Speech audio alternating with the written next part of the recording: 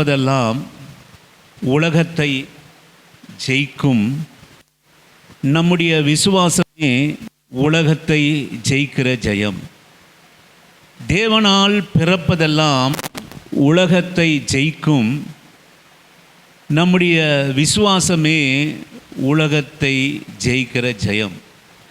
இயேசுவானவர் தேவனுடைய குமாரன் என்று விசுவாசிக்கிறவனே அன்றி உலகத்தை ஜெயிக்கிறவன் யார்?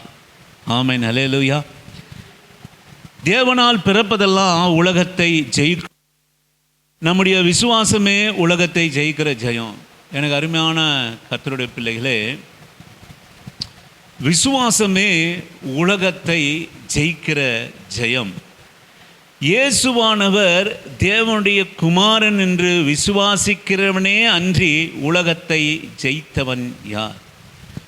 நம்ம ஆண்டவர் நம்ம எதற்காக நம்மளை அழைத்திருக்கிறார்னு சொல்லுவோமானால், உலகத்தை ஜெயிப்பதற்காக நம்ம அழைக்கப்பட்டிருக்கிறோம். உலகத்தை ஜெயிக்கிறது அப்படின்னு என்னன்னு கேட்டிங்கன்னா, நான் சொல்வேன், தேவனுக்கு பிரியமில்லாத காரியத்தெல்லாம் ஜெயிப்பதற்காகவே நம்மை ஆண்டவர் அழைத்திருக்கிறார். நம்முடைய விசுவாசமே உலகத்தை ஜெயிக்கிற ஜெயம். எதனால் நம்ம உலகத்தை ஜெயிக்க முடியும் அப்படின்னா, நம்முடைய விசுவாசத்தின் மூலமாக. விசுவாசத்தை நாம் எதை இழந்தாலும், நான் சொல்லுவேன், உலகத்தில் எதை நாம் இழந்து போனாலும் நாம் தோற்றவர்கள் அல்ல. ஆனால் விசுவாசத்தை இழந்து போனால் இந்த உலகத்தில் நாம் தோற்று போயிடுவோம். பரலோகத்தின் ராஜ்யத்திலே தோற்று போயிடுவோம். தேவனுக்கு முன்பாக தோற்று போயிடுவோம்.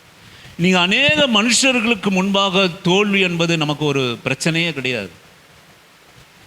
மனுஷருக்கு முன்பாக ஒரு தோல்வி என்பது ஒரு பிரச்சனை கிடையாது. ஆனால் தேவனுக்கு முன்பாக நாம் தோற்கப்படாத இருக்க வேணுமானால், மறுபடியும் சொல்கிறேன், எதை இழந்து நம்ம போனாலும் விசுவாசத்தை மாத்திரம் நாம் இழக்கக்கூடாது. அது அடுத்த வசனம் சொல்கிறது, இயேசுவானவர் தேவனுடைய குமாரன் என்று விசுவாசிக்கிறவனே அன்றி உலகத்தை ஜெயிக்கிறவன் யார்? இந்த இயேசுவே தேவனுடைய குமாரன், அவரே உன்னதமானவர் என்று விசுவாசிக்கிறவனை அன்றி இந்த உலகத்தை ஜெயிக்கிறவன் யார் என்று வேதம் சொல்லுகிறது. மறுபடியும் இன்னொரு முறை நான் சொல்கிறேன், உலகத்தை எதை நம்ம இழந்து போனாலும், எதை நம்ம விட்டு போனாலும் தேவனுடைய பார்வையில் நம்ம தோற்றவர்கள் அல்ல. விசுவாசத்தை இழந்து போனோமானால் நாம் தோற்கிறவர்களாக இருப்போம். எதை நாம் இழந்து போனாலும் தோற்றவர்கள் அல்ல.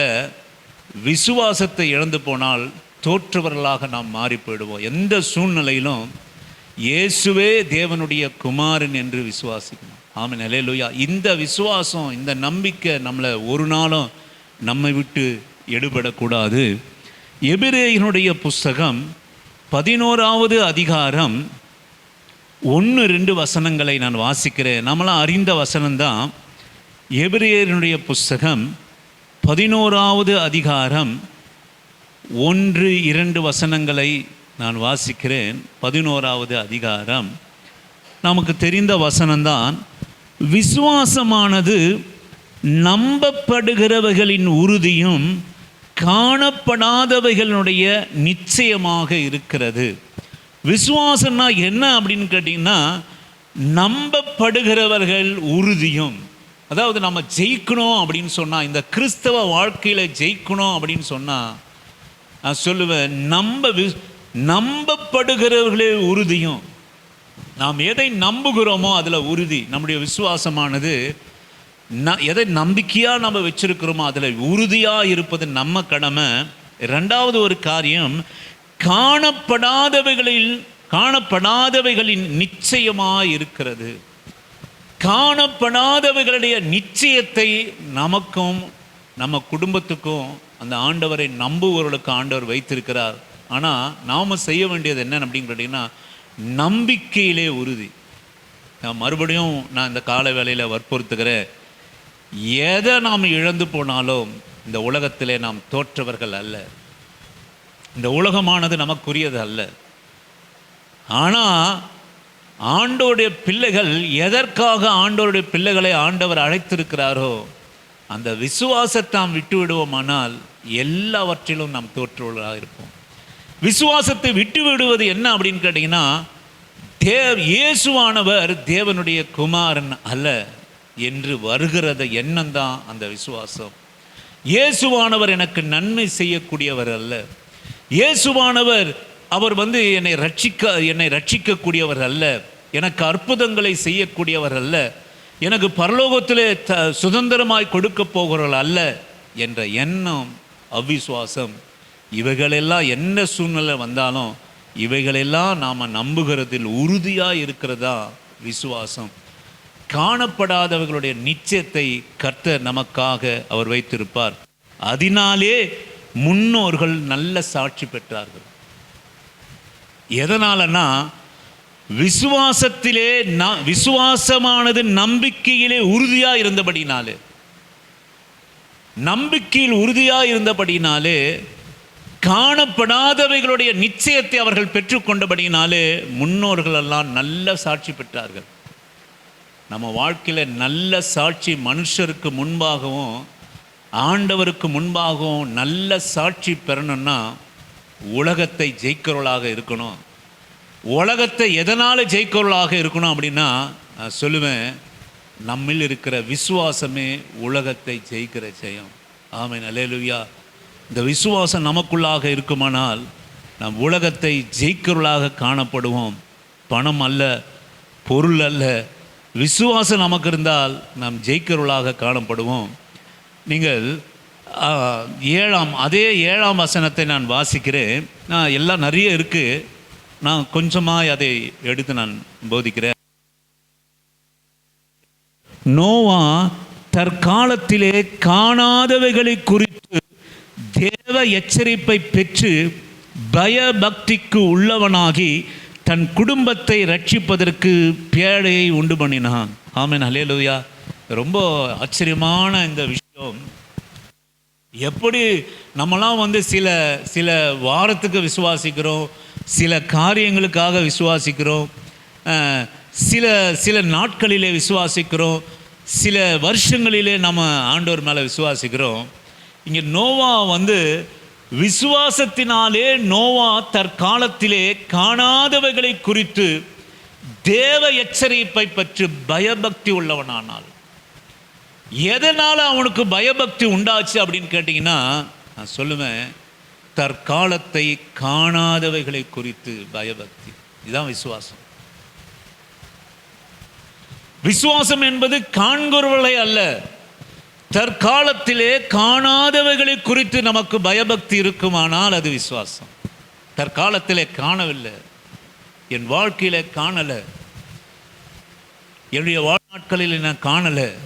இந்த மனுஷன் நீங்கள் கவனிச்சிங்கன்னா ஆண்டவர் ஒரு வார்த்தை சொன்னாருங்க, நீ பேழையை உண்டு பண்ணுன்னு. சொல்லுவேன், இந்த ஒரே மனுஷன் 100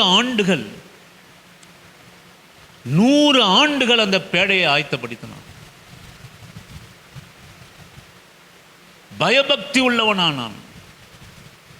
ஆண்டவருக்காக நீங்கள் கவனிங்க, நம்மளால் ஒரு வருஷம் ஒரு செயல் நமக்குள்ளாக வந்தால் கர்த்தருக்கு நம்ம நிற்க முடியல. ஒரு காரியம் நடக்காமல் போனால் நம்ம கர்த்தருக்குள்ளாக அந்த விசுவாசத்தில் நிற்க முடியல, ஜெயிக்க முடியல, தோற்று போகிறோம், தேவ பக்தியை விட்டு விடுகிறோம். இங்கே வேதம் சொல்கிறது, நோவா தற்காலத்திலே காணாதவைகளை குறித்து தேவ எச்சரை பற்றி பயபக்தியானவான். விசுவாசத்தை நாம் காத்து கொள்ளணும்னா காணாதவைகளை குறித்து பயபக்தி உள்ளவர்களாக இருக்கணும். காண்கிறதே அல்ல, கர்த்தர் நமக்கு கொடுத்தவைகளை அல்ல. விசுவாசம்னா அதுதான், காணப்படாதவைகளுடைய நிச்சயம் விசுவாசம். காண்கிறதை ஒரு மனுஷன் விசுவாசிக்கிறது விசுவாசம் இல்லை, காண்கிறதை விசுவாசிக்கிறது விசுவாசம் அல்ல. காணாதவைகளை குறித்து பயபக்தி உள்ளவனாகி.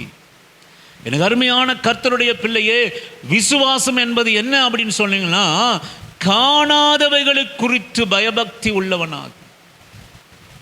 இன்றைய பயபக்தி காண்கிறதுனால அல்ல, எனக்கு ஆண்டவர் இதை செய்தார். அதுதான் ஆண்டவராகிய இயேசு கிறிஸ்து 5 அப்பம் 2 மீனை 5000 பேருக்கு மேலாக பங்கிட்டு 12 கூட நிறைய எடுத்த போது ஆண்டவரை பிடித்து கொள்ள வந்தார்கள். எதற்கென்று சொல்லுவோமானால், இவரை ராஜாவாக மாற்றினால் நம்ம திருப்தியாக சாப்பிடுவோமே, பிரச்சனையே இருக்காது, தேசத்தில் பஞ்சம் வந்தால் கூட ஆண்டவர் அற்புதத்தினாலே நடத்துவார் என்று இயேசு கிறிஸ்துவை பிடித்து கொள்ள ஆண்டவர் அவர்களை பார்த்து ஒரு வார்த்தை சொல்வார், நீங்கள் அழிந்து போகிற போஜனத்திற்காக என்னை தேடி வர தேடாதீங்க, நித்திய ஜீவன் வரைக்கும் இருக்கிற அழியாத ஜீவனுக்குரியவைகளை நீங்கள் தேடுங்க என்று கர்த்தர் சொல்கிறார். அப்போ நித்திய ஜீவன் என்பது காணப்படாதவைகள். இன்றைக்கு நாம் காண்கிறது காணப்படாதவைகளை, ஆசீர்வாதத்தை குறித்து, காணப்படாத மகிமையை குறித்து, காணாதத கணத்தை குறித்து பயபக்தி உள்ளவர்களாக. இதுதான் உலகத்தாருக்கும் நமக்கும் உள்ள வித்தியாசம். உன்னை கண்டாவன் விசுவாசிக்கிறான், உன்னை கண்டாவன் பயபக்தி உள்ளவனாகிறான்.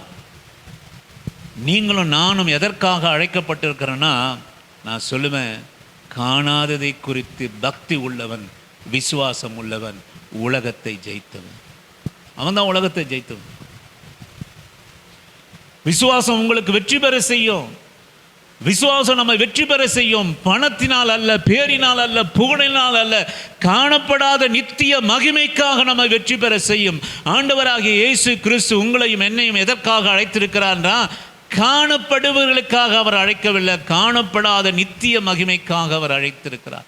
அழிந்து போகிற போஜனத்திற்காக நம்மை அழைக்கவில்லை, அழியாத நித்திய ஜீவன் வரைக்கும் நிலை நிற்கிற போஜனத்திற்காகவே அவர் நம்மை அழைத்திருக்கிறார். பிதாவானவர் அதை நமக்கு தருவார். ஆமென். அப்போ நம்மளுடைய பக்தி எதில் மேலே இருக்கணும்னா, காணப்படாதவைகளை குறித்து பயபக்தியா. நான் சொல்லுவேன், என்ன நடந்தது கேட்டிங்கன்னா, 100 வருஷம் கிட்டத்தட்ட அந்த பேழையை கர்த்தர் சொன்னார்னு ஆயத்தப்படுத்தினா யார் பிரவேசித்தா அப்படின்னு கேட்டிங்கன்னா, நோவாவும் அவனுடைய குடும்பம் மாத்திரமே. நோவாவும் அவனுடைய குடும்பம் மாத்திரமே பேழைக்குள்ளாக பிரவேசித்தாங்க. ஆனால் ஆண்டவருடைய எண்ணம் ஒரு சின்ன நல்ல கூட்டம் வரணும். நோவாவுடைய எண்ணம், நோவா பிரசங்கித்தான், ஐயா தேசம் அழிய போகிறது, உலகம் அழிய போகிறது, மனம் திரும்புங்கள் என்று நோவா பிரசங்கித்து கொண்டே இருந்தான். 100 வருஷம் ஊழியர் செஞ்ச நோவா அவன் குடும்பத்தை மாத்திரமே ரட்சித்து கொண்டான். இயேசுவின் நாமத்தினாலே நான் சொல்கிறேன். அத்தனை வருஷம் அவன் பயபக்தி போலங்க, அத்தனை வருஷம் ஊழியர் செய்த அவனுடைய பயபக்தி போல, அவங்க விசுவாசம் போல உலகத்தை ஜெயித்தான் நோவா. ஏன் என்று சொல்லுவோம், அதனால தான் அந்த விசுவாச பட்டியலில் வராரு. அவர் ரட்சிக்கப்பட்டவர்களை வராரு, நித்திய ஜீவனுக்கு பெற்றுக்கொண்டவர்களை வருகிறார். உலகத்தை ஜெயித்தவருடைய பட்டியலிலே நோவா ஏன் வருகிறார் என்று சொல்லுவோமானால், காணாதவைகளை குறித்து பயபக்தி உள்ளவனான். ஹல்லேலூயா, ஆமென், ஹல்லேலூயா. காணாதவைகளை குறித்து பயபக்தி, காண்கிறவரை குறித்து அல்ல. எனக்கு இதை செய்தார் அதனால பக்தியா நான் இருக்கிறேன். ஸ்ரீ அம்பானி இயேசுவை ஏன் ஏற்றுக்கொண்டா, ஏன் தேவனை நம்புகிறா, ஏன் ஜெபம் பண்றா, ஏன் சபைக்கு போகிறா, எனக்கு இதெல்லாம் செய்தார், நல்லது. ஆனால் ஒரு நாள் வந்தது, ஆண்டவராகிய இயேசு கிறிஸ்துக்கு ஒரு நாள் வந்தது, எல்லாரும் அவரை விட்டு போனாங்க, அவர் மாத்திரமே சிலுவையில் இருந்தார். நான் சொல்லுவேன், அவருடைய பக்திக்கு குறைவே இல்லை. அதுதான் இங்கே காணாதவைகளை குறித்து பயபக்தி உள்ளவன் விசுவாசி. விசுவாசமே உலகத்தை ஜெயிக்கிற ஜெயம். அதுதான் பெரிய ஜெயம். நமக்கு வாழ்க்கையில் என்ன பெருசாக ஜெயம் கண்டாலும் எல்லாவற்றையும் நம்ம துறந்துட்டு தான் போகிறோம். எது ஜெயம் அப்படின்னா, விசுவாசிக்கிறமே, ஆண்டவரை விசுவாசிக்கிறதுலே உலகத்தை ஜெயிக்கிற ஜெயமாக இருக்கிறது. 2வது காரியம், 10வது வசனத்தை நான் வாசிக்கிறேன். ஏனெனில் தேவன் தாமே கட்டி உண்டாக்கின அஸ்திபாரங்களுள்ள நகரத்துக்காக அவன் காத்திருந்தான். ஆமென். இன்னொரு காரியம் பாருங்க, விசுவாசம் என்ன அப்படின்னு கேட்டீங்கன்னா, தேவன் தாமே கட்டி உண்டாக்கின அஸ்திபாரம் உள்ள நகரத்துக்காக அவன் காத்திருந்தான். உலகத்தில் நம்ம இந்த உலகத்தை நம்ம எதோ நம்ம காத்திருக்கிறோம். விசுவாசி எதற்கு காத்திருக்கணும்னா, தேவன் தாமே கட்டி இருக்கிற வீட்டிற்காக நாம் காத்து கொண்டிருக்கிறவர்களாக இருக்கணும். தேவன் தாமே கட்டி உண்டாக்கின அஸ்திபாரங்கள் உள்ள நகரத்துக்காக அவன் காத்திருந்தான். ரெண்டாவது காரியம் விசுவாசம் என்னன்னா, இந்த உலகத்தில் நம்ம வீடு கட்டினாலும் சரி, கட்டலனாலும் சரி, என்ன கட்டினாலும், என்ன நட்டினாலும், என்ன நட்டலனாலும் சரி, ஒரு தேவ பக்தி உள்ளவன் எதற்காக தேவன் கட்டின அஸ்திபாரம் உள்ள அந்த நகரத்துக்காக காத்திருக்கிறது விசுவாசம். உள்ளத்தில் உள்ளமும் உணர்வும் ஏங்கணும். தேவன் தாமே கட்டி உள்ள அந்த அஸ்திபாரம் உள்ள நகரத்துக்காக நாம் ஏங்கணும். அது விசுவாசம். இந்த ஏக்கம் நம்ம ஜெயிக்க வைக்கும். இந்த ஏக்கம் எந்த சூழ்நிலையிலும் கிறிஸ்துவுக்காக நம்ம நிற்க வைக்கும். ஏன் அப்படின்னு கேட்டீங்கன்னா, இந்த உலகத்திலே தாமே நீங்கள் என்ன அருமையான வசனம் பாருங்க. அவன் சஞ்சரித்து விசுவாசத்தினாலே அவன் வாக்குத்தத்தம் பண்ணப்பட்ட தேசத்திலே பரதேசி போல சஞ்சரித்து, இந்த வாக்குத்தத்தம் பண்ணப்பட்ட தேசத்திலே பரதேசி போல சஞ்சரித்தான். எதுக்கு அவன் விசுவாசித்தான் அப்படின்னு கேட்டீங்கன்னா, தேவன் தாமே தம் கரங்களினாலே கட்டிற அஸ்திபாரம் உள்ள வீட்டிற்காக, நகரத்துக்காக அவன் காத்திருந்தான். ஆமென், அல்லேலூயா. ரெண்டாவது விசுவாசம் என்ன அப்படின்னு கேட்டிங்கன்னா, எனக்கு அருமையான கர்த்தருடைய பிள்ளையே, தேவன் தாமே கட்டியிருக்கிற அந்த எப்பவும் நமக்கு அந்த எண்ணம் இருக்கணும். அவருடைய அந்த அஸ்திபாரம் உள்ள, அவர் கரங்களினால் கட்டப்பட்ட அஸ்திபாரம் உள்ள நகரத்துக்காக நான் காத்திருப்பேன். இந்த விசுவாசம் நம்ம வெட்கப்படுத்தாது. இந்த விசுவாசம் நம்ம ஜெயங்கொள்ள செய்யும். இந்த உலகத்தின் மேலே வைக்கிற விசுவாசம் நம்மை இடறி போக செய்யும். ஆனால் எந்த சூழ்நிலையிலும் தேவன் தாமே எனக்கு கட்டியிருக்கிற அஸ்திபாரம் உள்ள நகரத்துக்காக நான் காத்திருக்கிறேன் என்கிற எண்ணம், அது விசுவாசம். அது இருக்குமானால் நான் சொல்லுவேன், உங்கள் விசுவாசத்தையும் என் விசுவாசத்தையும் ஒரு நாளும் அதை அசைக்க முடியாது. ரெண்டாவது பாருங்க, 13வது வசனம். இவர்கள் எல்லாம் வாக்குத்தத்தம் அடை தூரத்திலே அவர்களை கண்டு நம்பி அணைத்து கொண்டு பூமியில் மேல் தங்களை அந்நியரும் பரதேசிகளுமாய் அறிக்கையிட்டு விசுவாசத்தோடு கூட மரித்தாங்க. ஆமென். நல்லா இந்த வசனத்தை நல்லா கூர்ந்து கவனிங்க. இவர்கள் எல்லாம் வாக்குத்தத்தம் பண்ண அடையாமல் தூரத்திலே அவர்களை கண்டு, வாக்குத்தத்தம் பண்ணப்பட்டவைகளை அவர்கள் அடையவில்லை. எங்க பார்த்தாங்கன்னா தூரத்திலே அவர்களை கண்டாங்க. தூரத்திலே அவர்களை கண்டு அணைத்து கொண்டு, ஆமென், அல்லேலூயா. தூரத்திலே கண்டு அவர்களை அணைத்து கொண்டு, இதுதான் விசுவாசங்க. வாக்குத்தத்தம் பண்ணப்பட்டதை அடையாமல் தூரத்திலே அவர்களுக்கு அது தெரியுது. எது அவர்களுக்கு அதை காட்டுகிறதுனா, விசுவாசம் அதை காட்டுகிறது. நம்பிக்கையினுடைய உறுதி காட்டுகிறது. அவர்கள் நம்பின நம்பிக்கையினுடைய உறுதி அவர் தூரத்திலே அவைகளை கண்டு நம்பி அதை அணைத்து கொண்டார்கள். ஆமென், அல்லேலூயா. அணைத்து கொண்டாங்களாம். இப்ப இல்ல, எங்க கண்டாங்க? விசுவாசம் என்பது எங்கன்னா, ஓ மடியில் இருக்க சொல்ல நீ விசுவாசிக்கிறது விசுவாசம் அல்ல. தூரத்திலே அவர்களை நீ காண்கிறது விசுவாசம். தூரத்திலே கண்டு அதை அணைத்து கொண்டாங்களாம். இதெல்லாம் ஒரு பெரிய தூரத்தில் பார்த்தாங்க. அவங்க கிட்ட இல்லை. வாக்குத்தத்தத்தை ஆண்டவர் சொல்றாரு, இதெல்லாம் சொல்றாரு. ஆனால் அவர்கள் அடையாமல், நீங்க வசனத்தை கவனிங்க, அடையாமல் அவர்கள் அவைகளை கண்டாங்க. எப்படி கண்டாங்கன்னா, விசுவாசத்தினாலே அதை கண்டாங்க. நம்பி அணைத்து கொண்டாங்களாம்.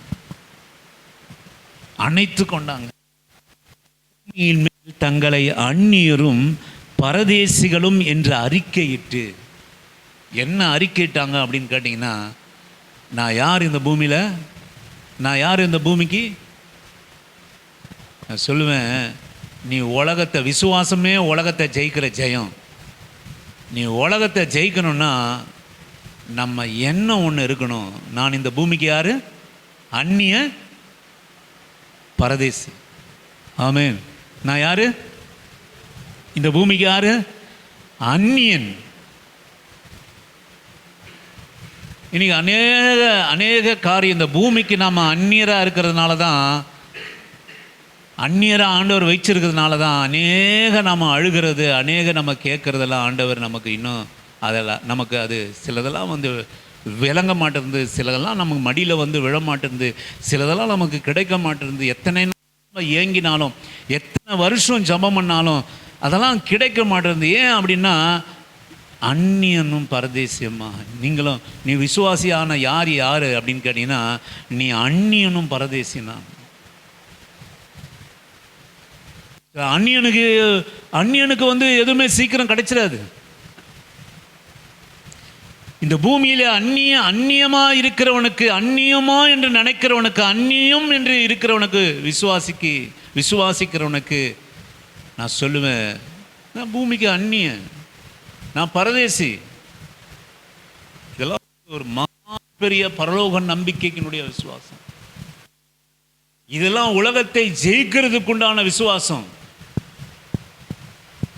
தூரத்திலே அடையாமல் தூரத்திலே கண்டு அவைகளை அணைத்து கொண்டு பூமியின் மேல் தங்களை அந்நியரும் என்ன நினைச்சாங்க அப்படின்னு கேட்டீங்கன்னா, நான் அந்நியன், நான் பரதேசி. அடுத்த வார்த்தை நீங்க கவனிச்சீங்கன்னா, பரதேசிகளும் என்று அறிக்கையிட்டு விசுவாசத்தோடு கூட மரித்தாங்க. ஆமென், அல்லேலூயா. எப்படி மரிச்சாங்க? விசுவாசத்தோடு கூட மரித்தார்கள். விசுவாசம் இல்லாம மரிக்கல. ஆண்டவர் பிள்ளைகளுடைய உலகத்தை தோற்கிற காரியம் என்ன அப்படின்னு கேட்டீங்கன்னா, பரிதபிக்கக்கூடிய காரியம் என்ன அப்படின்னு கேட்டீங்கன்னா, ஆண்டவருடைய பிள்ளைகளுடைய காரியம். நான் சொல்லுவேன், நீ சொத்தோடு மறுக்கிறியா, தங்கத்தோடு மறுக்கிறியா, பொருளோடு கூட மறுக்கிறியா, இல்லை ஆஸ்தி அந்தஸ்து கன மகிமை இவைகளோடு கூட மறுக்கிறியா என்பது அல்ல. உலகத்தை ஜெயித்தவன் யார் என்று சொல்லுவோமானால், விசுவாசத்தோடு கூட தன்னுடைய பயணத்தை முடிக்கிறவன் தான் உலகத்தை ஜெயித்தவன். விசுவாசத்தோடு கூட தன்னுடைய வாழ்க்கையை முடிக்கிறவன். நீ எதை இல்லைனாலும், எதை வச்சிருந்தாலும் நம்ம வாழ்க்கையை முடிக்கிறது ஒரு காரியம் இல்லை. விசுவாசத்தோடு கூட முடிந்தார்கள். என்ன நினைச்சாங்கன்னா, ஏன் எனக்கு கிடைக்கல, ஏன் எனக்கு சிலதெல்லாம் கிடைக்கல, என் ஆசைவெல்லாம் நிறைவேறவே இல்லையே, என்னுடைய எண்ணம் ஏக்கெல்லாம் எனக்கு நிறைவேறவே இல்லையே, கர்த்தர் சொன்ன வாக்குத்தத்தெல்லாம் எனக்கு நிறைவேறவே இல்லை என்று சொல்லி தூரத்திலே கண்டு அவைகளை அணைத்து கொண்டு விசுவாசித்து, இந்த உலகத்தில் நான் அந்நியரும் பரதேசியும் என்று விசுவாசத்தோடு கூட தன்னுடைய வாழ்க்கையை முடித்தார்கள், தன் ஓட்டத்தை முடித்தார்கள். என் அருமையான கர்த்தருடைய பிள்ளையே, நான் இந்த உலகத்தில் எதை நம்ம இழந்து போனாலும் சரி, கர்த்தருடைய பிள்ளைகள் விசுவாசத்தை மாத்திரம் நம்ம இழந்து போயிட்டோன்னா, நான் சொல்ல நம்மளை போல பரிதபிக்கப்பட்டவங்க இல்லை. ஏன்னா விசுவாசம் இல்லாமல் தேவனும் ஒரு காலம் தேவனை தரிசிக்க முடியாது. விசுவாசம் இல்லாமல் இந்த உலகத்தை ஜெயிக்க முடியாது. நான் சொல்லுவேன், தேவனுடைய குமாரராகிய இயேசு கிறிஸ்துவை, அவரை தேவனுடைய குமாரன் என்று விசுவாசிப்பதே உலகத்தை ஜெயிக்கிற ஜெயம் என்று வேதம் சொல்லுகிறது.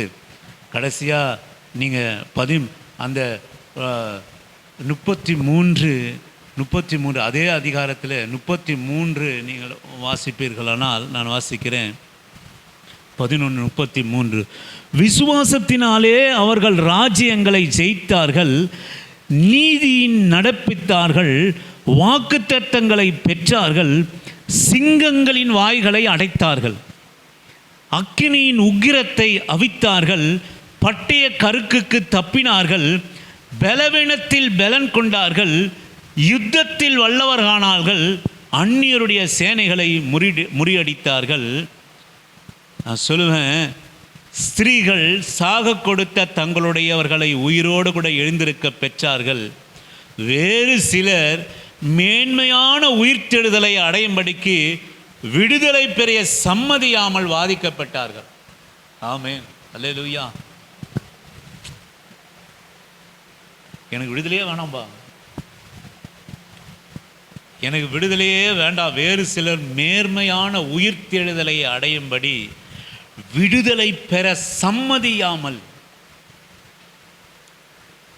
இது ஒரு படி மேலான விசுவாசம். கர்த்தரே விடுவிக்கிறேன் அப்படின்னு சொன்னாலும் எனக்கு விடுதலையே வேண்டாம், உம்முடைய உயிர்த்தெழுதலில் நான் பங்கு பெறணும். நான் இங்கே அந்நியனும் பரதேசியமாக இருக்கிறேன். என் விசுவாசம் எப்படி இருக்கணும்னா மிக மிக மிக மேன்மையான விசுவாசமாக இருக்கணும். இவனும் விசுவாசி தான், பெற்றுக்கொண்டவனும் விசுவாசி தான். இந்த உலகத்துக்குரிய காரியத்தை பெற்றுக்கொண்டவனும் விசுவாசி தான். இந்த உலகத்துக்குரிய கணத்தை பெற்றுக்கொண்டவனும் விசுவாசி தான். இந்த உலகத்துக்குரிய மேன்மையும் பெற்றுக்கொண்டவனும் விசுவாசித்தான். ஆனால் நான் யாரா இருக்கணும் அப்படின்னு கேட்டிங்கன்னா, நான் மேன்மையான விசுவாசத்தில் நான் இருக்கணும். என் விசுவாசம் கர்த்தருக்கு முன்பாக போற்றப்படணும். என்ன அப்படின்னு கேட்டிங்கன்னா, சிலர் விடுதலை பெற்றுக்கொண்டார்கள், சிலர் சாக கொடுத்தவர்களை உயிரோடு கூட எழுப்பி கொண்டார்கள், வேறு சிலர் மேன்மையான உயிர்த்தெழுதலை அடையும்படிக்கு விடுதலை பெற சம்மதியாமல் வாதிக்கப்பட்டாங்க. எனக்கு விடுதலையே வேணாம், நான் வாதிக்கிறேன். ஏன் அப்படின்னா, இந்த ஆண்டவருக்காக நான் நொறுக்கப்பட நான் சித்தம், இந்த ஆண்டவருக்காக நான் ஒடுக்கப்பட சித்தம், இந்த ஆண்டவருக்காக நான் பலியிடப்பட சித்தம். அதுதான் விசுவாசம். நீ எவ்வளவு ஒடுக்கப்பட்டு ஆண்டவருடைய வாழ்க்கையிலே திடன் உள்ளவனாக இருக்கிறாயோ, நீ கர்த்தருடைய சமூகத்திலே கர்த்தருடைய பார்வையிலே மேன்மை உள்ளவர். உங்களையும் என்னையும் போல யாரும் இருக்க முடியாது. எத்தனை விசுவாசமோ அத்தனை நீ உலகத்தை ஜெயித்திருக்கிறாய். எத்தனை நீ உலகத்தை ஜெயித்திருக்கிறாயோ அவ்வளத்தையும் நீ பரலோகத்தை ஜெயித்திருக்கிறாய் என்ற அர்த்தம்.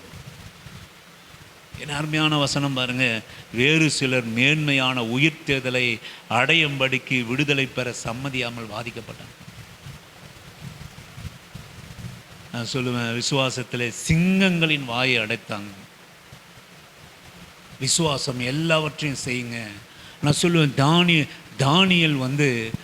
தானியல், சாத்ராக், மேஷாக், ஆபேத் நேகா என்பவர்கள் யூதா தேசத்திலிருந்து, ஒரு தோல்வி அடைந்த தேசத்திலிருந்து, ஒரு நிர்மூலமாக்கப்பட்ட தேசம், அவர்களுடைய தேசம் மகா கணம் பொருந்திய நேபுகாத் நேச்சார் என்கிற பாபிலோன் ராஜாவின் மூலமாக சுக்குநூறாக்கப்பட்டது, எரிக்கப்பட்டது, மண்மேடுகளாக்கப்பட்டது, இடிக்கப்பட்டது, தேவாலயம் இடிக்கப்பட்டது, கொலை செய்யப்படப்பட்டார்கள், அடிமைகளாக கொண்டு போகப்பட்டார்கள்.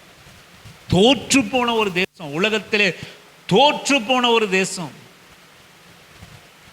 127 தேசத்தினுடைய அதிபதியா அந்த யூத தேசத்தை நிர்மூலமாக்கி போட்டான், கொலை செய்து போட்டான், இடித்து போட்டான், கொளுத்தி போட்டான். முழுமையும் தோல்வியை கண்ட தேசம். இந்த ஒரு சில வாலிபர்களை அவன் சிறைபிடித்து கொண்டு சென்றான். நான் சொல்லுவேன், இந்த மனுஷருடைய விசுவாசம் நீங்கள் கவனிச்சிங்கன்னா அதுதான் சிங்கங்களின் வாய்களை அடைத்தது, அக்கினியிலே அவர்களை தப்பித்து கொள்ள செய்தது. நான் வாசிக்கிறேன், தானியேலுடைய புஸ்தகம் 2வது அதிகாரம். நீங்கள் கொஞ்சம் நேரம் கவனிக்கும்படியாக கேட்கிறேன். தானியேலுடைய புஸ்தகம் 2வது அதிகாரம். தானியேலுடைய புஸ்தகம் 2ஆம் அதிகாரம் 45, 46 வசனத்தை நான் வாசிக்கிறேன். தானியேலின் புஸ்தகம் 2வது அதிகாரம் 45, 46 வசனத்தை வாசிக்கிறேன். நீங்கள் கொஞ்சம் கவனிங்க. இனிமேல் சம்பவிக்க போகிறதை மகாதேவன் ராஜாவுக்கு தெரிவித்து இருக்கிறார். சொப்பனமானது நிச்சயம், அதன் அர்த்தம் சத்தியம் என்றான். ராஜாவுக்கு ஒரு தரிசனம் வருகிறது, அது அவரை கலங்க பண்ணினது. இந்த ராஜா யார் அப்படின்னு கேட்டிங்கன்னா, 127 தேசத்தை ஆளுகிற ஒரு ராஜா. நல்லா கவனிச்சுக்கங்க. இந்த தானியேலுடைய சாத்ராக் மேஷாக் ஆபேத்நேகோ அவருடைய தேசத்தை நிர்மூலமாகி, ஒன்றும் வயசானவங்க, குழந்தைங்க, பெண்கள் எல்லாம் நிர்மூலமாக்கி இடித்து போட்டு தோற்று போன தேசத்திலிருந்து வந்தவங்க. ஆனால் வாலிபர்கள், அழிவுள்ள அழகுள்ள நாணமுள்ள வாழ்வுகளை கொல்லாமல் தன் ராஜ்யத்திற்கென்று பயன்படுத்தும்படியாக இவர்களை உயிரோடு கூட பிடித்து சென்றவன், சிறைபிடித்து சென்றான். ராஜாவுக்கு ஒரு தரிசனம் வருகிறது. அதை 127 தேசத்தில் உள்ள அநேக தீர்க்கதரிசிகள், மந்திரவாதிகள், குரு சொல்லுவர்கள் அவனை அழைத்து இந்த தரிசனத்தினுடைய அர்த்தத்தை அவன் வினவுகிறான். ஒருவராலும் அர்த்தத்தை சொல்லக்கூடாமல் போயிற்று. ஒருவரும் சொல்ல முடியல. ராஜாவிடத்திலிருந்து கட்டளை பிறப்பிக்கப்படுகிறது, எல்லா தீர்க்கதரிசியும் கொலை செய்ய வேண்டும். 127 தேசத்தில் இருக்கிற குறி சொல்கிறவன், மந்திரவாதிகள், தீர்க்கதரிசிகள் எல்லாரையும் கொலை செய்யப்பட வேண்டும் என்று ராஜா உத்தரவு பிறப்பிக்கிறான். அதில் தரிசனத்தை விளங்க செய்கிறவன் தானியேலும் கூட. அப்போ தானியேலையும் கொலை செய்யும்படி தேடுறாங்க. எல்லாரையும் கொண்டு போடு. ஒரு தரிசனம் சொல்ல ஒரு வக்கு இல்லாதவனுங்க எதுக்கு இந்த தேசத்தில் இருக்கிறாங்கன்னு சொல்லி எல்லாரும் 127 தேசத்தில் கொலை பண்ணி போடணும். அப்போ தானியேலை தேடுறாங்க. நீ தீர்க்கதரிசி தானே, உன்னையும் கொள்ளலாம் வா என்று தானியேலை தேடுகிற போது, ஏன் இத்தனை அவசரமாக ராஜாவிடத்திலிருந்து உத்தரவு பிறப்பிக்கப்பட்டது என்று சொல்லி தேவனுடைய சமூகத்தில் நான் சொல்லுவேன். எனக்கு அருமையான ஆண்டவருடைய பிள்ளையே, இந்த தானியேலுடைய காரியம் என்ன அப்படின்னு கேட்டிங்கன்னா, கண் முன்னாடியே அவனுடைய தேசம் தோற்கடிக்கப்பட்டது, அவனுடைய ராஜா தோற்கடிக்கப்பட்டாங்க, அவனுடைய நம்பிக்கை தோற்கடிக்கப்பட்டது, அவனுடைய ஆலயம் கர்த்தருடைய ஆலயம். அப்போ அவன் இருதயத்தை நீங்க கவனித்து பாருங்க. தேவனுடைய ஆலயத்திலே எதிரியானவன் கை வைத்து தோற்கடிக்கிறான். தேவனுடைய ஆழத்தை நிர்மூலமாக்குகிறான். தேவனுடைய பான பாத்திரங்களை எல்லாம் கொண்டு போகிறான். தூப வஸ்திரங்கள், பாத்திரங்கள் எல்லாவற்றையும் கொண்டு போகிறான். வெண்கலத்தையும் வெள்ளியையும் பொன்னையும் கொண்டு போகிறான். நான் சொல்லுவேன், தானியேலுடைய விசுவாசத்தை நீங்க கவனிங்க. தூரத்திலே கண்டு அவைகளை அணைத்து கொண்டு விசுவாசத்தோடு கூட மரிக்க ஆயத்தமாகிற ஜனங்கள். எப்போதும் போல நிர்மூலமாக்க பட்டணத்தை நோக்கி, எப்போதும் போல நிர்மூலமாக்கப்பட்ட தேவாலயத்தை நோக்கி, எப்போதும் போல நிர்மூலமாக்கப்பட்ட ராஜ்யத்தை நோக்கி, தன் தேசத்தை நோக்கி அவன் ஜெபம் பண்ணுவதை நிறுத்தலை. அப்போ இந்த கட்டளை பிறப்பித்த உடனே அதே தேவாலயத்தில் உள்ள தேவனை, உடன்படிக்கையை பெட்டியும் வார்த்தையும் நோக்கி அமருகிறான். ஆண்டவரே, இந்த தரிசனத்தை வெளிப்படுத்தும் என்று தேவ சமூகத்தில் அவன் உட்கார்ந்த போது அவன் நினைக்கல, தேவனுடைய ஆலயம் போச்சு, தேவனுடைய ஜனங்கள் போனாங்க, தேவனுடைய விசுவாசம், தேவன் மேலே வச்சிருந்த நம்பிக்கை போச்சு, விசுவாசம் போச்சு, பெரியவர்கள் போனான், முதியவர் போனான், குழந்தைகள் கொல்லப்பட்டான், பெண்கள் கர்ப்பிணிகள் கீறி போடப்பட்டார்கள். இப்படிப்பட்ட இருக்கலே தேவனே இல்லை என்கிற அந்த நம்பிக்கைக்கு அவன் வரவே இல்லை.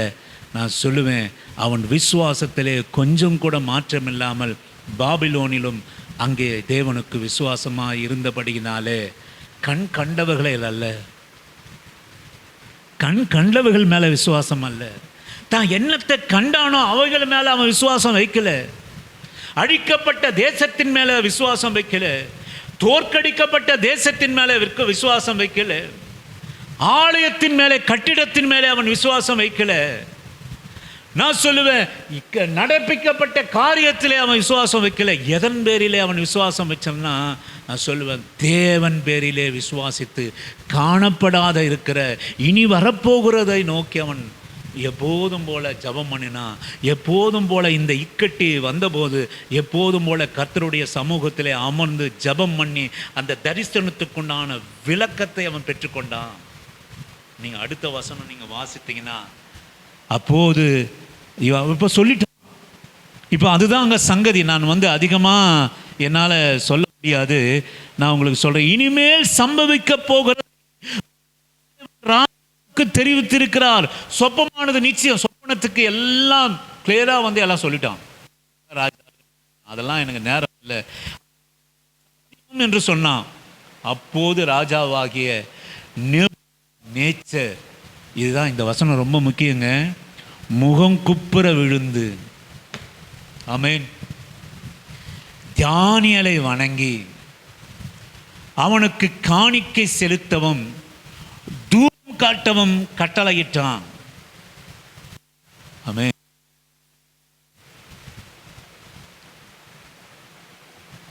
நான் சொல்லுவேன், 60 அடி உயரம், 6 அடி அகலம், முற்றிலும் பொன்னாலான சிலையை ஒரு பெரிய இடத்துல நிறுத்தி வச்சு வணங்கின ராஜா. 127 தேசத்துக்கு அதிபதியான ராஜா. நீங்கள் கொஞ்சம் நினச்சி பாருங்கள். நீங்கள் ஒரு கவுன்சிலரு நீங்கள் பாருங்கள், அவன் போடுற காரு, அவங்க போடுற ட்ரெஸ்ஸு,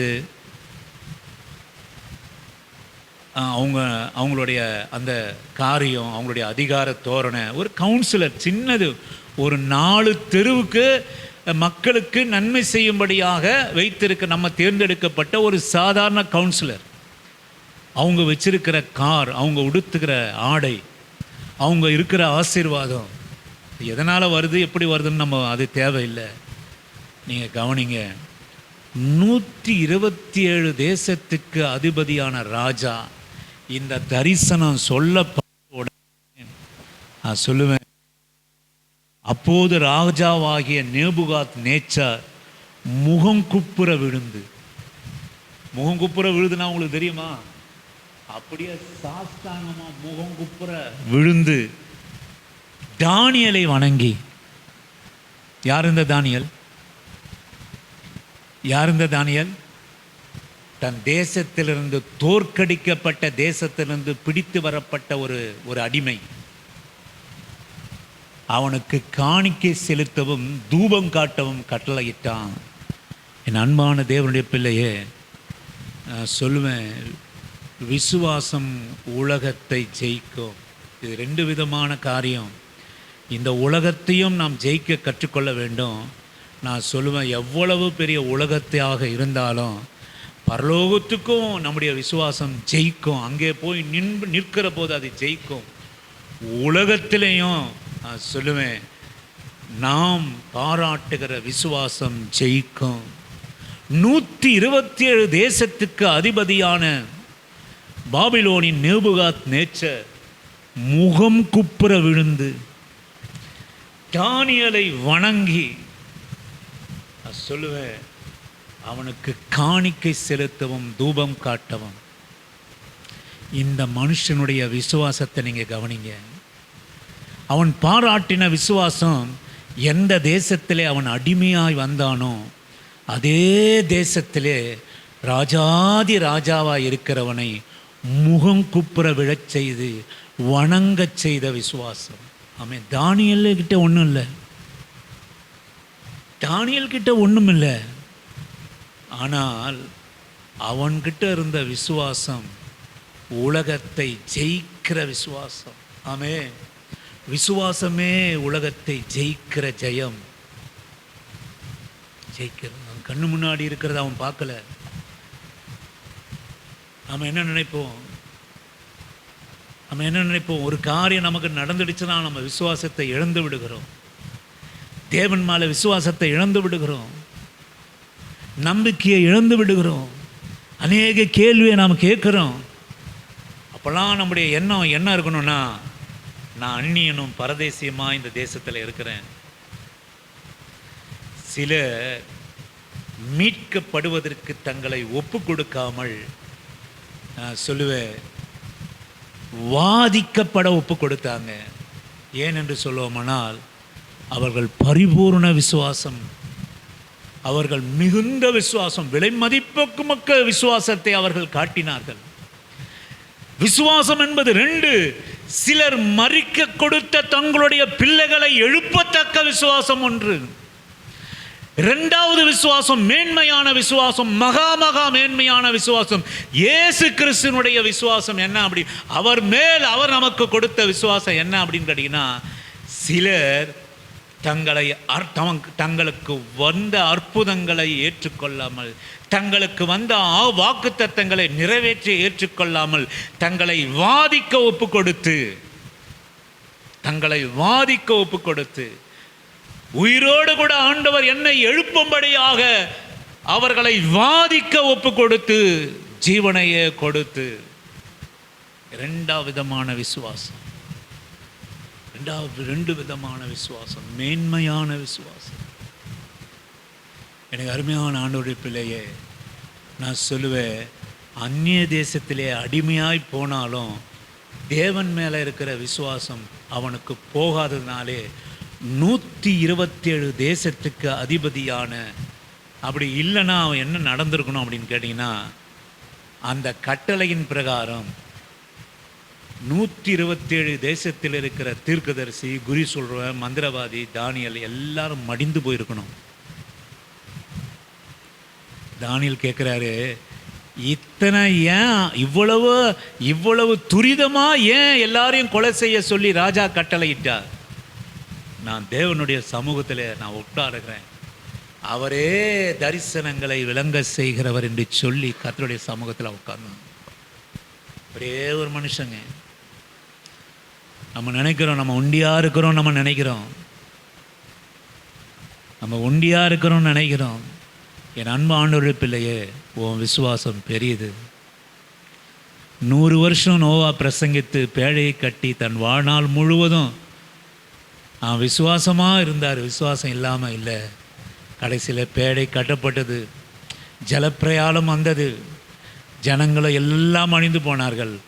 நோவாவினுடைய குடும்பம் மாத்திரம் 8 பேர் மாத்திரம் அந்த பேழைக்குள்ளாக ஆண்டவரால் காக்கப்பட்டார்கள். இதுதான் விசுவாசம். ஆமென். ஹல்லேலூயா, ஹல்லேலூயா. நீ ஒண்டியாய் ஒருத்தனாக இருக்கிறான். தானியேல் நினச்சிருப்பான், என் ஜனங்களெல்லாம் அழிஞ்சு போச்சு, என்னுடைய ராஜ்யங்களெல்லாம் அழிஞ்சு போச்சு, என் ராஜா அழிந்து போனார், என்னுடைய சகோதரர்களெல்லாம் அழிந்து போனார், நான் இதுவரை ஆராதித்த தேவாலயம் நிர்மூலப்பட்டது, தேவாலயமே நிர்மூலமாகிவிட்டது, இனி என்ன, எதை மேலே நான் விசுவாசம் வைக்கிறது, எதை மேலே நான் நம்பிக்கை வைக்கிறது என்று நினையாமல் தான் காணாததை குறித்து அந்த நம்பிக்கையின் மேலே அவன் வைத்த விசுவாசம், அதுதான் விசுவாசம். நீ விசுவாசின்னா அதுதான் விசுவாசி. காண்கிறதை அல்ல, காணாததை குறித்து. அதே ராஜா நான் சொல்லுவேன், 30 நாள் அளவும் ராஜாவை தவிர வேற யாரையும் வணங்கக்கூடாது என்ற கட்டளை தானியேலை ஒப்பு கொடுக்கும்படியாய் சிங்கக்கேபில போட்டாங்க. சிங்கங்களுடைய வாய் தானியேலை காப்பாற்றும்படியாய் கட்டப்பட்டது. எனக்கு அருமையான கர்த்தருடைய பிள்ளையே, அதே 127 தேசத்தை ஆளுகிற ராஜா சாத்ராக், மேஷாக், ஆபேத் நேகன், அந்த வசனம் ரொம்ப ரொம்ப ரொம்ப நல்லா இருக்கா, நீங்கள் வாசியுங்கள். நான் அதை மாத்திரம் உங்களுக்கு வாசித்து நான் காட்டி நான் முடிக்கிறேன். நான் 3 தானியேல் அதிகாரம் அந்த 30 சொல்லுவேன், கிண்ணறங்களும் எல்லாம் வாசிக்கிற போது வழங்கணும், அந்த தங்க பொற்சிலையை வணங்கணும் அப்படின்னு சொல்லுவாங்க. இந்த 3 பேர் மாத்திரம் நான் சொல்லுவேன், என் தேவனே தேவன். ஆமென், ஹல்லேலூயா. இங்கே கவனிங்க, ஏன் தேவனே தேவன். நான் சொன்ன வார்த்தையை நீங்கள் கவனிங்க.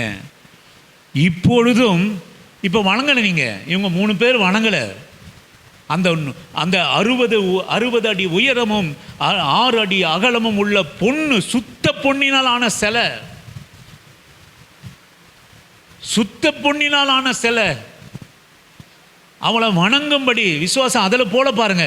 இதான் நீங்க கவனிங்க, பிசாசு என்பவன் தங்கத்தினாலும் பொன்னினாலும் அலங்காரத்தினாலும் ஆடம்பரத்தினாலும் விசுவாசத்தை எடுத்துருவான். இன்னைக்கு அநேகர் உலகத்தினுடைய விசுவாசம் என்ன கேட்டீங்கன்னா, நான் சொல்லுவேன், பொன்னுலான விக்கிரகம், தங்கத்தினாலான விக்கிரகம், வைர கிரீடம் அணிந்த விக்கிரகம், இவைகள் மேலே மோகம் கொண்டு பிசாசு அதுதான் செய்வான். இந்த காரியத்தை அதிகமாக கொண்டு போய் வைத்து பொன்னிலான தெய்வம், வைரத்தினாலான தெய்வம், அதல்லவா தெய்வமா இருக்க முடியும் என்று சொல்லி மண்ணிலிருந்து எடுத்த உலோகங்களை அவன் பெருமை பாராட்டி சத்துருடைய கிரிய நம்ம விசுவாசத்தை நிர்மூலமாகறதுக்கு பொன்னினாலும் பொருளினாலும் அலங்கரிக்கப்பட்ட ஆலயங்களினாலும் நம்முடைய விசுவாசத்தை எடுத்து போடுவதற்காக பிசாசு சத்துருவானவன் சுற்றித் திரிகிறான்.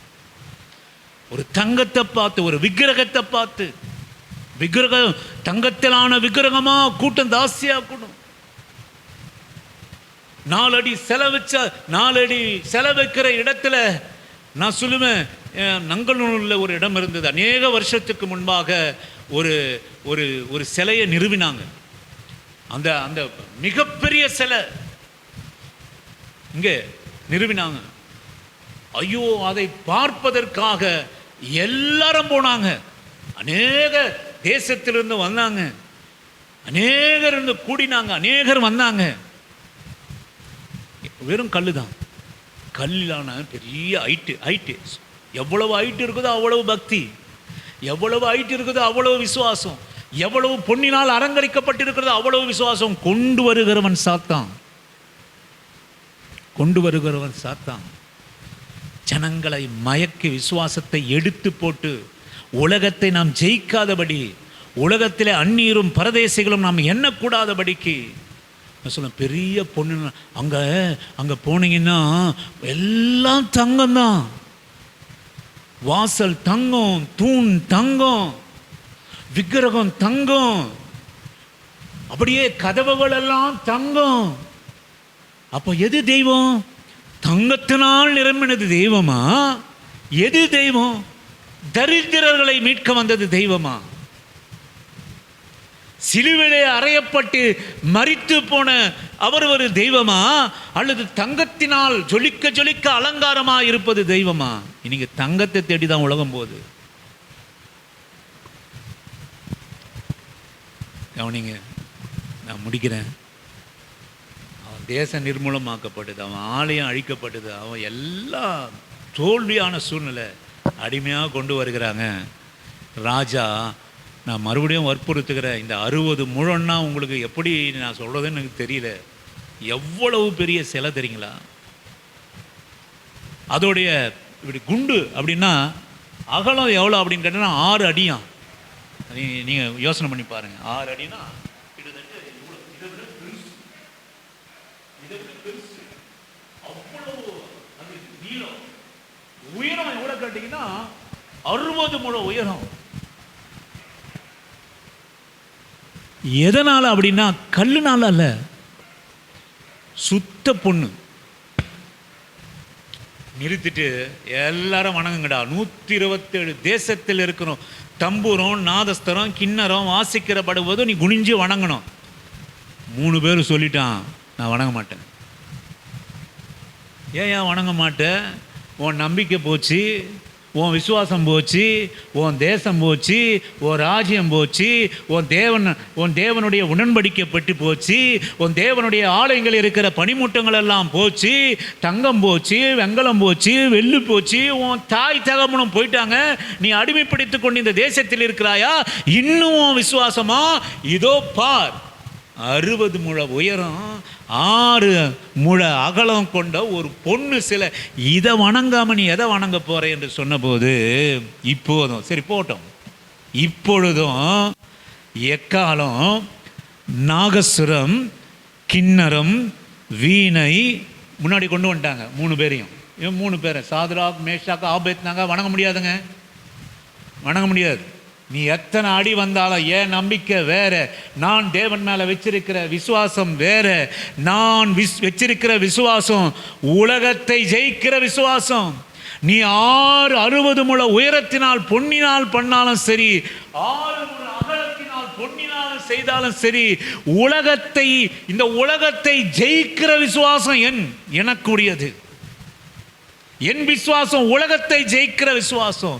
நான் அடிமைப்பட்டாலும் சரி, நான் காண்கிறதெல்லாம் தூள்வியாய் முடிந்தாலும் சரி, நான் இப்போது இருக்கிற சூழ்நிலை எவ்வளவு கனவீனமாக இருந்தாலும் சரி, நான் யார் விசுவாசின்னு கேட்டீங்கன்னா, அதோ நான் தூரத்திலே கண்டு அவர்களை அணைத்து கொண்டிருக்கிற விசுவாசம். 3 பேரையும் வந்து முன்னாடி நிறுத்தினான். ராஜாவே வணங்காமல் இருக்கிறான். ராஜா சொல்றார், இப்போதும் எக்காலம், நாகசுரம், கிண்ணரம், வீண, சுரமண்டலம், தம்புரு முதலான சகலவித கீத வாத்தியங்களின் சத்தத்தை நீங்கள் கேட்கும்போது தாழ விழுந்து நான் பண்ணி வைத்த சிலையை பணிந்து கொள்ள ஆயத்தமாயிருந்தான் நல்லது. ஆமென். என்ன சொல்கிறான்? நான் பண்ணி வச்ச சிலையை பணிந்து கொள்ள ஆயத்தமாக இருந்தால் நல்லது. பணிந்து கொள்ளாதிருப்பீர்களாகில் அந்நேரமே எரிகிற அக்கினி சூளையின் நடுவிலே போடப்படுவீர்கள். உங்களை என் கைக்கு தப்புவிக்க போகிற தேவனை யார் என்றான். ஆமென். உங்களை என் கைக்கு தப்புவிக்க போகிற தேவன் யார்? நீ அங்கே உட்காந்து நம்பி தேவாலயம் கட்டி உடன்படிக்கை பெட்டி வச்சு சாட்சி பெட்டி வச்சு அது ஏன் நிர்மூலமாச்சுன்றது அது வேற விஷயம். அந்த ஜனங்களுடைய அவிசுவாசத்தின் மூலமாக நிர்மூலமாச்சு. தேவன் இல்லாமல் நிர்மூலமாகலை. இன்னைக்கு நமக்கு நடக்கிற காரியம் தேவன் இல்லாமல் நமக்கு இதெல்லாம் நடக்கலை. நம்ம விசுவாசம் இல்லாதனால நடக்குது. சொல்கிறான், இப்போது நீ அக்னியில் போடப்படுவா. உங்களை என் கைக்கு தப்புவிக்க போகிற தேவன் யார்? நீ உன் நம்பிக்கையை தான் நான் தூக்கி எல்லாம் அடிச்சுட்டு வந்திருக்கேன், எரிச்சிட்டு வந்திருக்கிறேன், கொள்ளை அடிச்சுட்டு வந்திருக்கிறேன், நிர்மூலமாகிட்டு வந்திருக்கிறேன். யார் உன்னை காப்பாற்றுவா? சொல்றாரு, சாத்ரேக், மேஷாக், ஆபேத் நேகோ என்பவர்கள் ராஜாவை நோக்கி, நேபுகாத் நேச்சரே சொல்றான் பாருங்க, சாவறதுக்கு ரெடி ஆயிட்டான், வாதிக்கப்படுவதற்கு தயாராயிட்டான், வாதிக்கப்படுவதற்கு ஒப்பு கொடுத்துட்டான். மிக அபரீதமான அந்த விசுவாசத்தை காட்டுவதற்கு எனக்கு ஒரு நேரம் வந்தது என்பதை அவன் ஆயத்தப்பட்டுட்டான். சாதாரணமாக விசுவாசத்தை காட்டுறது வேறங்க. சொல்ற சிலர் வாக்குத்தத்தத்துக்கு, உயிர்த்தெழுதலுக்கு, அற்புதத்துக்கு, அடையாளத்துக்கு ஒப்பு கொடுக்காமல் வாதிக்கப்படுவதற்கு ஒப்பு கொடுத்து மேன்மையான உயிர்த்தெழுதலை அடைவதற்காக தங்களை ஒப்பு கொடுத்தார்கள், சாவதற்காக ரெடி ஆயிட்டான். மேன்மையான விசுவாசத்தை ஆண்டவர்கிட்ட காட்டுறதுக்கு எனக்கு ஒரு சான்ஸ் இன்னைக்கு கிடைச்சிருக்கு. சொல்றான், ராஜாவை நோக்கி நேபுகாத் நேச்சரே பேரை சொல்றான், ரெடி ஆயிட்டான். விசுவாசத்தை ஜெயிக்கிற விசுவாசத்தை. என் தேசம் தோற்கடிக்கப்பட்டிருக்கலாம், என் தேசம் தோற்கடிக்கப்பட்டிருக்கலாம். நேபுகாத் நேச்சரே, உன்னை மாத்திரம் அல்ல, இந்த உலகத்தையே விசுவாசிக்கிற விசுவாசத்தை நான் காட்டுவதற்கு எனக்கு ஒரு நாள் இன்றைக்கு ஆண்டவர் கொடுத்திருக்கிறார். அதுதான் சொல்றான், ராஜாவை பார்த்து நேபுகாத் நேச்சரே பேரை சொல்றான். நேபுகாத் நேச்சரே, இந்த காரியத்தை குறித்து உமக்கு உத்தரவு சொல்ல எங்களுக்கு அவசியம் இல்லை. நீ அக்லீனில் எப்பா நீ அதை வணங்கலைன்னா உன்னை அக்லீனில் போடப்படுவான் அப்படின்னு சொல்கிறாரு ராஜா. சொல்கிறாரு, எல்லாருக்கும் முன்பாக சொல்கிறாரு. 127 தேசம் இவன் ரெடி ஆயிட்டான். சொல்கிறான், ரெடி ஆயிட்டான், தன்னை ஒப்பு கொடுப்பதற்கு ரெடி ஆயிட்டான்.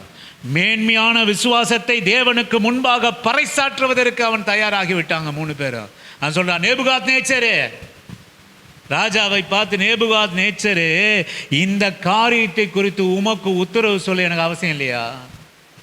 அப்படியே இருக்கு வசனம். நாங்கள் ஆராதிக்கிற தெய்வம், எங்கள் தேவன் எங்களை தப்புவிக்க வல்லவராய் இருக்கிறார். அவர் எரிகிற அக்கினி சூளைக்கும் ராஜாவாகிய உம்முடைய கைக்கும் நீங்களாகி விடுவிப்பார். நான் முடிச்சிடுறேன், ரொம்ப ரகசியத்தை நீங்கள் கவனிங்க. முதல்ல அவங்க வார்த்தை என்ன சொல்கிறாங்க? அவங்க என்ன சொல்கிறாங்க? ஃபஸ்ட்டு வார்த்தை, நீ ராஜாவா நேபுகாத் நேச்சரே, உங்களுக்கு உத்தரவு சொல்ல எனக்கு அவசியம் இல்லை. முதலாவது விசுவாசம் கவனிங்க, தயவுசெய்து கவனிங்க. அந்த 17வது வசனத்தில் இருக்கு பாருங்க. நல்லா, நான் இன்னொரு முறை சொல்கிறேன். நாங்கள் ஆராதிக்கிற தெய்வம் எங்களை தப்புவிக்க, சொல்லுங்க எல்லாம் சொல்லுங்க, தப்புவிக்க சொல்லுங்கப்பா, பைபிள் தானே, வல்லவரா? நான் சொல்றதையாவது சொல்லுங்க தயவுசெய்து. நாங்கள் ஆராதிக்கிற தேவன் எங்களை தப்புவிக்க வல்லவராக இருக்கிறார். இல்லை வரமாட்டேங்குது. தப்புவிக்க வல்லவரா இருக்கிறார். அவர் எரிகிற அக்கினி சூளைக்கும் ராஜாவாகிய உம்முடைய கைக்கும் நீங்களாக்கி விடுவிப்பார். தப்புவிக்க வல்லவராக இருக்கிறார், ராஜாவாகிய உம்முடைய கைக்கு விடுவிக்க நீங்களாகி விடுவிப்பார். இது ஒரு வகை விசுவாசம். ஆமென், அல்லேலூயா. இதுதான் விசுவாசித்து வாக்குத்தத்தத்தினாலே அநேகர் உயிரோடு கூட எழுப்பப்பட்டார்கள். ஆனால் இன்னொரு வசனம் நீங்கள் கவனிங்க, 2 விதமான விசுவாசத்தை கவனிங்க. சொல்கிறான் பாருங்க, அடுத்தது 18வது வசனம். விடுவிக்காமல் போனாலும் நாங்கள் சொல்லுங்க, எல்லாரும் சொல்லுங்க, விடுவிக்காமல் போனாலும். முன்னாடி என்ன விசுவாசம்? விடுவிப்பார், காப்பாற்றுவார், தப்புவிப்பார், வல்லவராக இருக்கிறார். இது ஒரு விசுவாசம். 2வது விசுவாசம் என்ன கேட்டீங்கன்னா, விடுவிக்காமல் போனாலும், ஆமென், நாங்கள் உம்முடைய தேவர்களுக்கு ஆராதனை செய்வதும் இல்லை, நீ நிறுத்தின பொற்சிலையை பணிந்து கொள்வதும் இல்லை என்கிறது ராஜாவாகிய உமக்கு தெரிந்திருக்க கடவுது என்றார். ஒன்று நீ தெரிஞ்சுக்கோ, சாகடித்தாலும் சரி, நீ என்ன பண்ணாலும் சரி, அக்கினி சுவாலையில் போட்டாலும் சரி, நீ நிறுத்தின இந்த பொற்சிலையை பணிந்து கொள்வதற்கு நான் தயாராக இல்லை. உமக்கு தெரிந்திருக்க கடவுள். நீ என்ன பண்ணாலும் உனக்கு தெரிஞ்சுக்கோ. நீ இது ஏன் அப்படின்னு கேட்டிங்கன்னா, என் விசுவாசம் 127 தேசத்தை ஜெயிக்கிற விசுவாசம், 127 தேசத்தினுடைய அதிபதியை ஜெயிக்கிற விசுவாசம். என்னுடைய விசுவாசம் 60 முழ பொற்சிலையையும் 6 முழ அகலமுடைய பொற்சிலையையும் இந்த மகிமையான மேன்மையும் முறியடிக்கிற விசுவாசம். ஆமென். 3வது காரியம், நீ போட்ட உடனே நான் அக்கினி சூளையில் சாம்பல் கூட எனக்கு தேராது. ராஜாவானவன் அப்படியே எத்தனையோ அந்த நேபுகா கடும் கோபம் உண்டு சாத்ராக், மேஷாக், ஆபேத்நாகா என்பவர்களுக்கு விரோதமாக அவனுடைய முகம் வேறுபட்டது. சுளையை சாதாரணமாக சூடாக்கத்துக்கு பதிலாக 7 மடங்கு அதிகமாக சூடாக்கும்படி உத்தரவிட்டான். இவன் வார்த்தையை கேட்ட உடனே எரிச்சலாகி, எப்போ சாதாரண அக்கினி இல்லை, 7 மடங்கு சூளை அதிகமாக்கு, வேகமாக்கு. போட்ட உடனே சாம்பல் தூசு மாதிரி பறந்துடும், எலும்புலாம் தூசு மாதிரி பறந்துடும். இனி நீங்கள் பாருங்கள், அடக்க ஆராதனையில் நான் ஒரே ஒரு மொத்தம் பார்த்தேன். அப்படி உள்ளே விட்டாங்க. சாதாரண சூடு, அது உள்ளே அப்படி விட்டாங்க. அப்படியே சாலா சாலா சாலா சாலா அதான் கொஞ்சோண்டு எடுத்து வந்து கொடுத்துட்டாங்க சாம்பல். இப்போ 7 மடங்கு சூடு. நம்மால் தான் ஏற்கனவே தயாராகிட்டார. சாத்ராக், மேஷாக், ஆபேத்நேகோ, எப்பா நீம் காப்பாற்றினா காப்பாற்றுறாரு, ஸ்தோத்திரம். இது ஒரு விசுவாசம். காப்பாமல் போனாலும் தூரத்தில் இருக்கிற விசுவாசத்தை கண்டு நான் அணைத்துக் கொள்கிறேன். உயிர்த்தெழுதலில் பங்கு பெறுகிறேன். தேவன் அவர் தாமே கையில் கட்டின நகரத்திலே நான் பிரவேசிக்கும்படியாய் ஆயத்தமாக இருக்கிறேன் என்பதை, அந்த விசுவாசம் 7 மடங்கு சூளை அக்கிரம். என் விசுவாசம் உன்னுடைய அக்கினியை மாத்திரமல்ல, 7 மடங்கு சூடாக்கின அக்கினியையும் நான் ஜெயிப்பேன். ஆமென், அல்லேலூயா. நான் ஜெயிப்பேன். ராஜாவை மாத்திரமல்ல, பொற்சிலையை மாத்திரமல்ல, சூழ்ந்திருக்கிற அதிகாரங்களை மாத்திரமல்ல, என் விசுவாசம் இந்த உலகத்தில் இருக்கிற எல்லாவற்றையும் ஜெயிக்கிற விசுவாசம். ஆமென், அல்லேலூயா, ஆமென். அவன் சொல்கிறான் பாருங்க, என்ன விசுவாசம் அப்படின்னு கேட்டிங்கன்னா, ஆண்டவரே நீ காப்பாற்றினாலும் பரவாயில்ல, எங்கள் தேவன் எங்களை காப்பாற்றாமல் போனாலும் பரவாயில்ல, தயார் ஆயத்தமாக இருக்கிற விசுவாசம். என் அன்பு கர்த்தருடைய பிள்ளையே, இந்த விசுவாசம் மாத்திரம் ஒரு கிறிஸ்தவ இடத்துல இருந்ததுன்னு வச்சுங்களேன், பரலோக ராஜ்யத்தை உனக்கு அப்படியே சீட்டு போட்டு எழுதி கொடுத்துடலாம். கர்த்தருடைய சமூகத்தை உனக்கு அப்படியே சீட்டு போட்டு எழுதி கொடுத்துடலாம். என்ன அப்படின்னு கேட்டீங்கன்னா, கர்த்தாவே என்னை விடுவியும், நீ விடுவிக்காமல் போனாலும் பரவாயில்ல, நான் உம்முடைய ராஜ்யத்தை நான் விசுவாசிக்கிறேன். அந்த விசுவாசம் மாத்திரம் நமக்குள்ளாக இருக்குமானால் அதுதான் உலகத்தை எதனால் நீ அழுவுற? உலகத்தில் வாழறதுக்கு சில வசதி இல்லைன்னு அழுவுற, உலகத்தில் வாழறதுக்கு சில காரியம் இல்லைன்னு அழுவுற, உலகத்தில் இருக்கிறதுக்கு சில காரியம் எனக்கு நன்மையாக முடியல நீ கலங்குறா. ஆனால் ரெண்டாவது விசுவாசம் என்ன அப்படின்னு கேட்டிங்கன்னா, உலகத்தை ஜெயிக்கிற விசுவாசம். அது என்ன அப்படின்னு கேட்டிங்கன்னா, இயேசு கிறிஸ்துவே தேவனுடைய குமாரன் என்று விசுவாசிக்கிற விசுவாசம். அவர் எப்படி சிலுவையில் மரித்து உயிரோடு கூட எழுந்தாரோ என்னையும் அப்படியே எழுப்புவார் என்கிற விசுவாசம். கடைசியாக கொலோசியர் 2:15 வாசித்து நாம் கண்களை மூடுவோம். அப்போ கொலோசியர் 2:15 வாசித்து நாம் கண்களை மூடி அந்த மகா மேன்மையான விசுவாசத்துக்கு முன்பாக நாம் கடந்து செல்வோம்.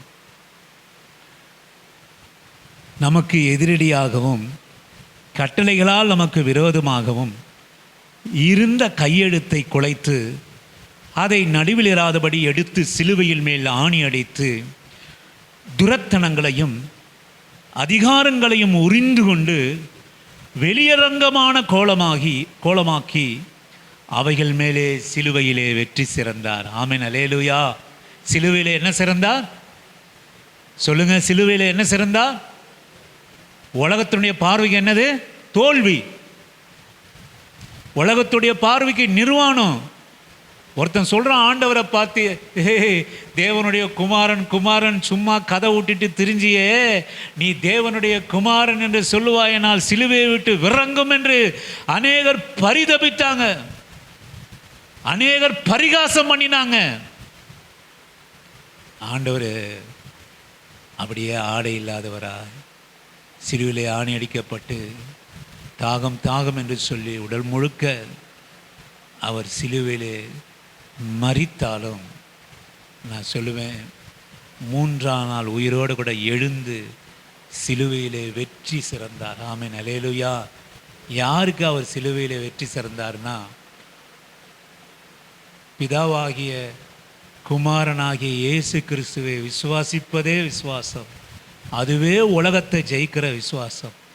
அவர் அப்படி சிலுவையில் அறையப்பட்ட வெற்றி சிறந்தார் என்று சொல்லுவோமானால், நான் சொல்லுவேன், இன்றைக்கு நம்ம விசுவாசம் எப்படிப்பட்ட சிலுவையிலே அறையப்படுகிற சூழ்நிலைகள் ஆனாலும் நான் சொல்லுவேன், ஆண்டவர் மேலே இருக்கிற விசுவாசம் போலனா அவர்தாமே தன்னுடைய கரங்களால் கட்டி ஆயத்த பண்ணிப்பட்டிருக்கிற நகரத்துக்கு அந்நியரும் பரதேசியமாய் வாழ்கிற இந்த உலகத்திலே மீட்டு அங்கே கொண்டு போய் சேர்க்கிற விசுவாசம், அதுதான் உலகத்தை ஜெயிக்கிற விசுவாசம். எனக்கு அருமையான ஆண்டவருடைய பிள்ளையே, கண்களை மூடுவோம், கர்த்தரை நோக்கி பார்ப்போம்.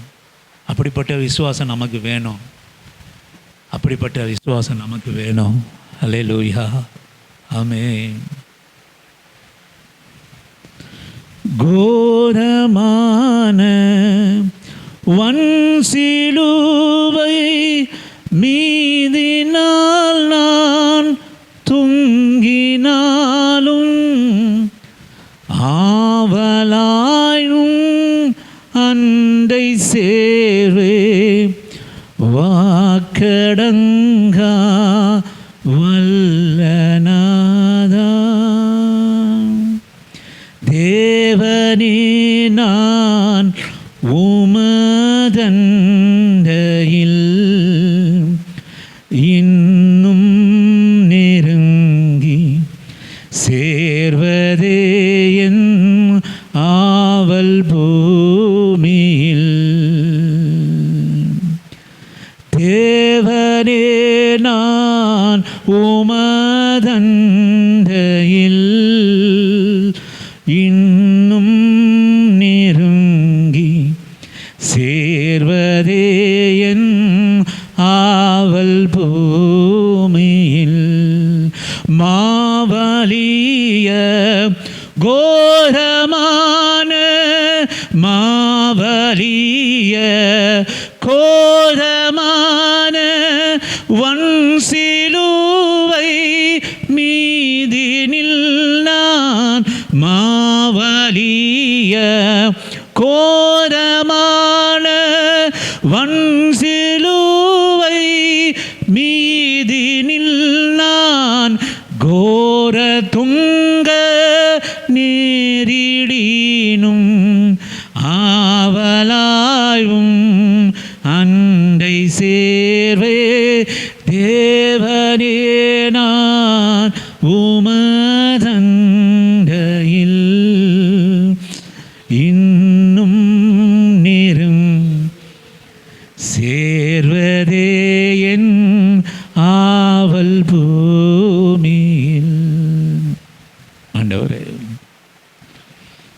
எத்தனை பாடுகள், எத்தனை இழப்புகள் வந்தாலும், எத்தனை மாவடிய கோரமான வன் சிலுவை மீதினில் நான் தொங்க நேர்ந்தாலும், அவளா உங்கள் வண்டை நான் சேரணும். அதுதான் உலகத்தை ஜெயிக்கிற விசுவாசம். ஆண்டவர் பணம் கொடுத்தார், காசு கொடுத்தார், பொருள் கொடுத்தார், பொன் கொடுத்தார், தங்கம் கொடுத்தார், வைரம் கொடுத்தார் என்று சொல்லி உம்மை விசுவாசிப்பது உலகத்திலே நான் தோற்று போன விசுவாசம்.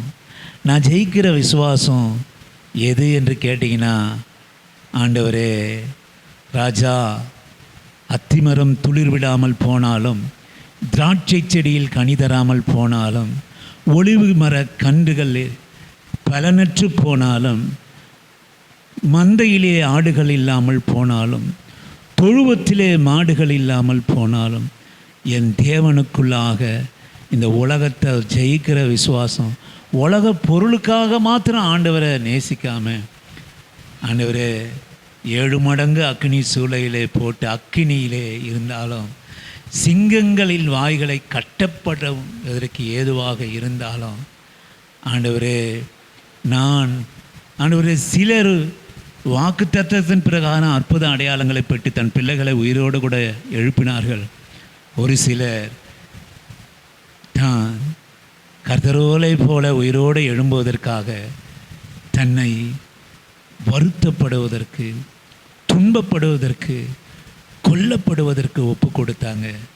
மேன்மையான இடத்திற்கு தேவன் தாமே தம் கரங்களினால் கட்டின ஆண்டவரே பரலோகத்தினுடைய நகரத்துக்காக பிரவேசிக்க பாத்திரமாக இருக்கிற விசுவாசத்தை எங்களுக்கு கொடுங்க. இங்கே சாப்பாடு, உடை, உணவு, பொன், பொருள் இதை மாத்திரம் கொடுத்தாதான் என்று உலகத்தில் நான் தோற்று போகாமல் உம்மாண்டை ஜெயிக்கிற விசுவாசம் எனக்கு கொடுங்க ஆண்டவரே. நான் அப்படி கடினமான பாதையில் நடத்தப்படுவேனானால் உங்கள் மேலே இன்னும் அதிகமாய் அன்பு கூற, தூரத்திலே கண்டு அணைத்து கொள்ள, நான் இங்கே அந்நியன் பரதேசின் என்பது எனக்கு உணர்த்த நீர் என்னை நடத்துகிறீர், என்னை சோதிக்கிறீர்.